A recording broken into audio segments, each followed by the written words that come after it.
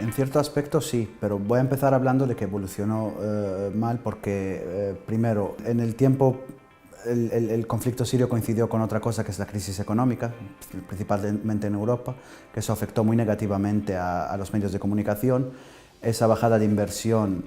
supuso el trabajo básicamente de noticias directas, de noticias rápidas, basadas muchas veces en redes sociales o refritos de medios más grandes, falta más trabajo de campo, falta más reportaje, falta más contexto,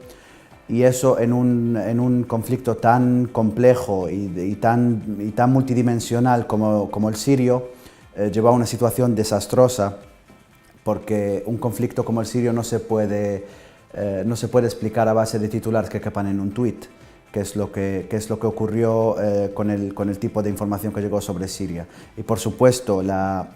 virulencia del conflicto llevado a cabo con que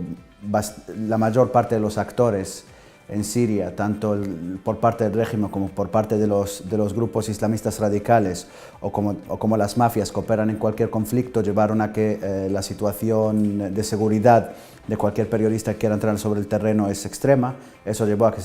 que fuesen secuestrados gran número de periodistas, entre ellos bastantes, creo que habían sido 3 periodistas españoles, con final feliz, por fortuna. El otro aspecto de los medios como arma, yo lo situaría en el tratamiento de los medios de la esfera rusa. Hay un concepto muy en moda este año que es la posverdad, que aparte de discusiones filosóficas que podamos tener con él, lo que está claro es que medios de la esfera rusa como Russia Today o agencias de la esfera del Kremlin jugaron en Siria a la desinformación total,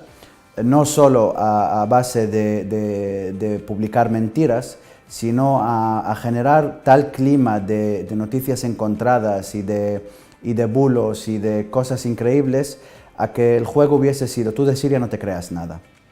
Con lo cual, cada vez que ocurre una masacre, en vez de que la respuesta sea cómo ayudamos a esta gente, cómo investigamos, cómo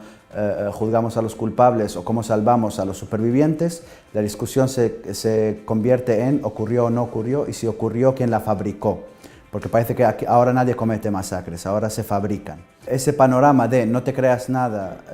de Siria fue un trabajo de ingeniería informativa inmenso por parte de la esfera informativa rusa. Tampoco quiero decir con eso que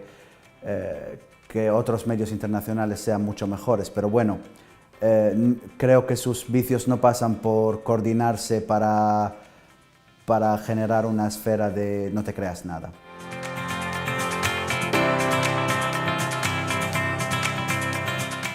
Si estamos hablando de la posición política al fin y al cabo es hija de su circunstancia.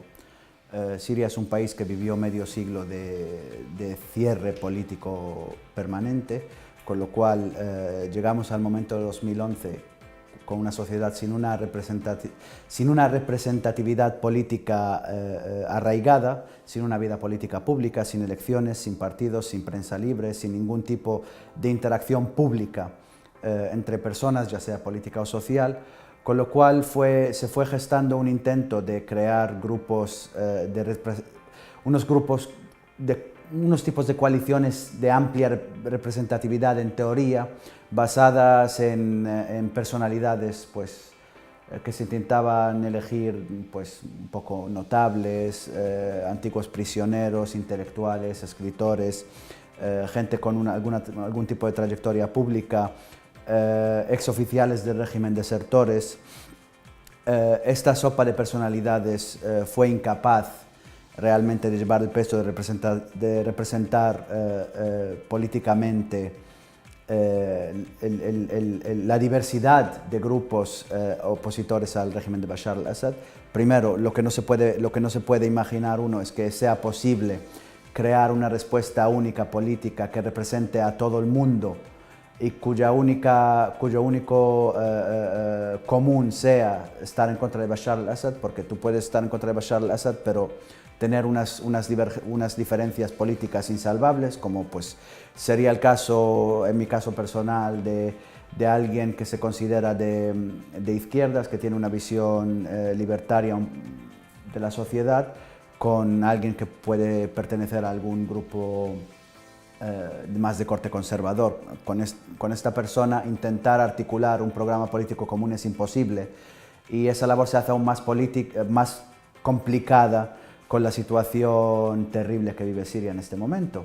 porque con esa violencia extrema, con esos cambios radicales que están ocurriendo, con la irrupción de los grupos yihadistas nihilistas, con la intervención brutal de las potencias regionales e internacionales, pues es imposible articular un discurso político unificador y que sea potente. Ahora mismo la oposición siria es portadora de muchos males propios, su deficiencia estructural, pero también es el actor más débil, porque carece de cualquier capacidad de acción sobre el terreno, y me atrevería a decir que ni siquiera ya es actor.